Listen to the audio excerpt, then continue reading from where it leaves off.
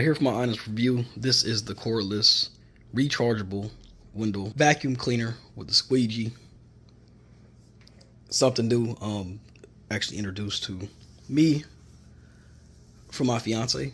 Just want to show you guys a quick look here and then show you in action.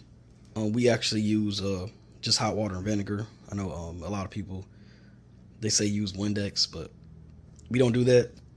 Vinegar works really well. You can try it for yourself. And then this is where it collects all the bad stuff. All you do is pop that off and empty it out.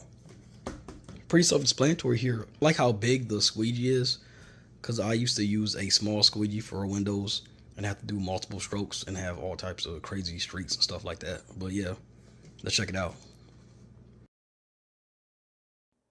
All right, gonna put this window vacuum to work.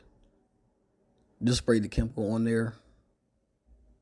I'm gonna rub it all around. That comes with the vacuum as well. See how it works.